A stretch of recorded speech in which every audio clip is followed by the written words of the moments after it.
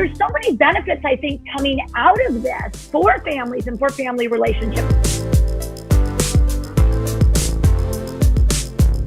You're a pediatrician. You deal with all the little ones, but not just the little ones, right? You also deal with their parents.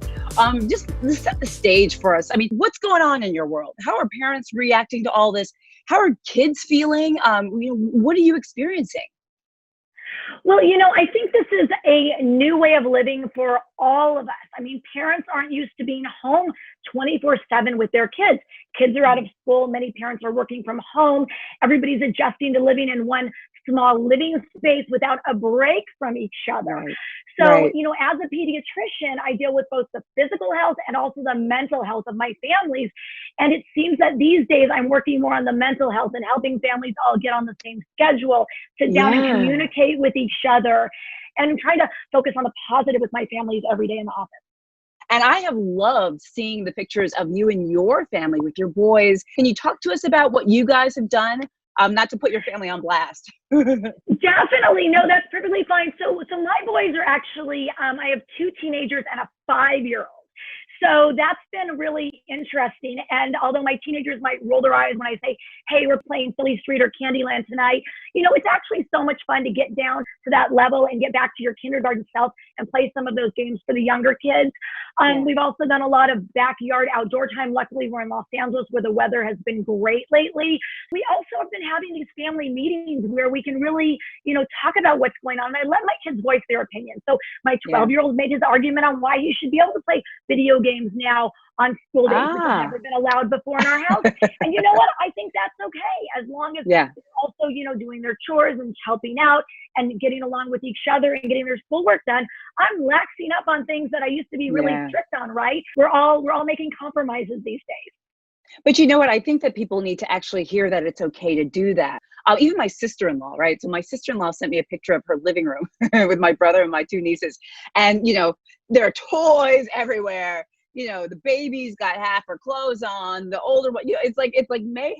But I think that you as a pediatrician giving us almost permission, and not to rest this solely on you, right? There are a lot of experts saying this, that this is a new normal and perhaps things need to change in terms of how we've done things. It's okay to be lax in certain areas. It's okay to make adjustments in our schedule. It doesn't have to be, and maybe shouldn't be, exactly what it was like before all of this came along. And I really appreciate you actually talking about that, because I think it puts a lot of parents' maybe minds at ease, Exactly. And I've had to sit down with many moms and say, it's okay if your house isn't organized and put away every day. We have to let some of that go, because we can't do everything, and all get along. Those are excellent points, Dr. Tanya.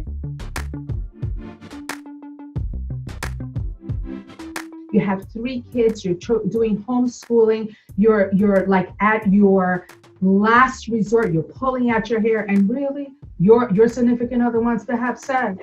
Are you kidding me? So here you are, sometimes stuck with your significant other, but you have the kids. Are you guys having sex? Well, that's what I want to know. That's all everybody's talking about is sex, and whether we're having it or not. It's almost this anxiety about that ain't important no more, right? A lot of people, I think, are having a little bit of fear and anxiety and performance issues. And the reason being, and the reason being because they're overwhelmingly anxious about all the information and the lack of control, but it also leads to death.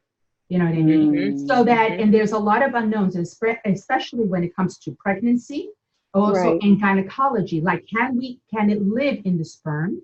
Does the coronavirus live in the sperm? Does it live in the ejaculate? Does it live in our vaginal secretions? Can we transmit it vertically? Evelyn, what you're saying is something I see in my practice even before the coronavirus. Is what is the impact of stress on our sexuality? And I feel that women are always hit harder by this, that if we are not able to sort of be in our minds and we're not feeling calm, and if women are always, multitasking in their head, it's very hard for people to stay focused and feel sexual. Another thing that women don't talk enough about is masturbation, right? Like there are multiple ways to have orgasm, and like the the sales of sex toys has gone up, but then people are worried about, oh my God, is the Amazon box going to have, or whatever box I'm ordering, is it going to have the virus on top of it? So you can see why this is becoming so complicated, because we don't want to touch each other. If you have somebody that has to go outside the house, or does my partner have, exposure to coronavirus? So we're just in our head. We're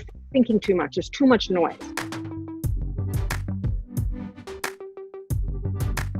Since COVID-19 started, these states developed 0 additional bad health behaviors.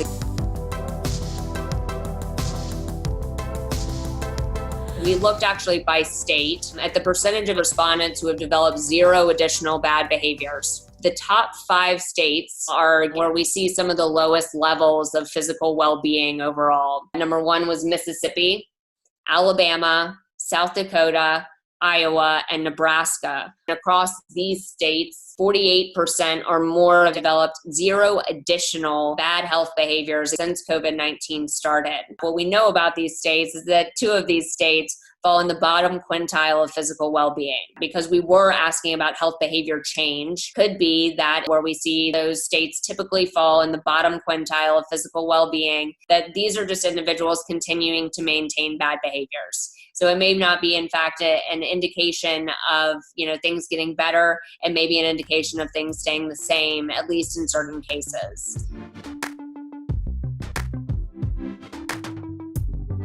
In medicine, we always say you should take a test if you know what you're going to do with it. Testing, is a big deal, right? I think part of the uncertainty that we've all been having, in addition to not being able to reach out and touch one another and not knowing what's going on, is many of us can't even figure out if we're sick, if we're not, what's going on. So like Evelyn, okay, you're still seeing patients in the office. Right. You're obviously wearing your mask. Yes. Are you testing people? And how is it going for you? Well, we're an OBGYN office, and as a matter of fact, before we came on, I was telling that we do have our first positive COVID lady, and she's probably one of many. But here's my thing. Okay, first of all, just because you're tested today, you might be negative today, but you might be negative tomorrow. So that's why I have that stipulation. I always tell my patients the same thing. Assume that you're positive, use your caution. That's right. What do you think? It makes a lot of sense. I know. What do you do, Jen? And what do you do, Sue? Yeah, I think that's such a great idea. One, as a psychiatrist, I'm dealing with the anxiety of people when they can't get tested. And, we were talking about this idea of information as being soothing, as being comforting, as being reassuring. Right. And what's interesting to me about the coronavirus is that we're fighting with battles on 2 fronts, right? One is what's going on in the external world, that we can't get to testing and we're experiencing symptoms and all of the things that are the losses with unemployment and financial losses and health losses. But then we're also dealing with the battle in our own mind, which is I need information. I need certainty. I want to know if I'm positive or not. Just this morning, I was talking to a patient and she was telling me that she had symptoms. Her brother independently had symptoms. Her father might have had symptoms, and all of them at some point want to see each other. She's like, I'm a single woman. I'm in my apartment and I need family contact. And my parents are inviting me. They live about an hour away and they're saying, come on, enough is enough. Just come back home. And it's such a tricky situation because he had a history of cancer. He's immunocompromised. And the 3 of them are saying to themselves, if we could only get tested, if we can only find out, we just want reassurance to know, do we have it or not, even for peace of mind. So that's true. And Sue, not to interrupt you, but you're exactly right in that. The last point I wanted to make on the testing subject is you're totally right that in many cases we're not necessarily going to do anything different if somebody is coping with the symptoms well enough at home anyway. However, we know that one of the reasons we can't really figure out the death rate for coronavirus is because we have no idea of the penetrance. We have no idea really what the denominator, the number is that we're dealing with.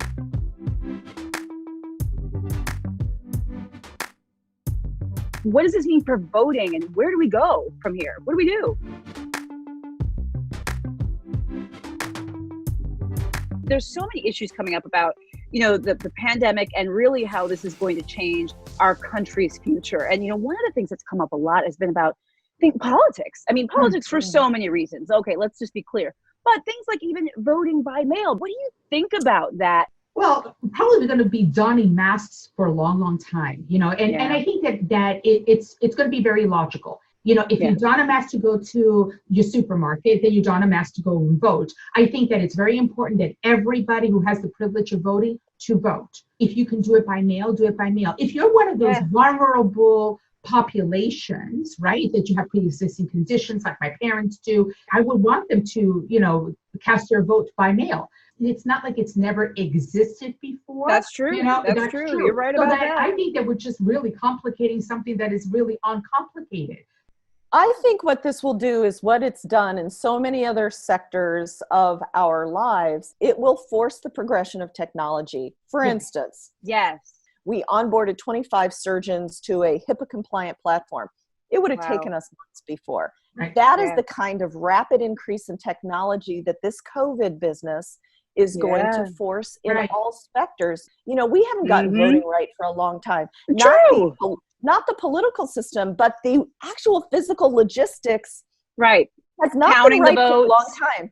Right. Voting machines. And those machines that we use look like they were created in the 1960s. Because right? they were. Because they were. So I feel like if we are driving satellites out past Pluto, which is no longer a planet, can we please find a secure way to vote in a modern way? And maybe this will force the technology.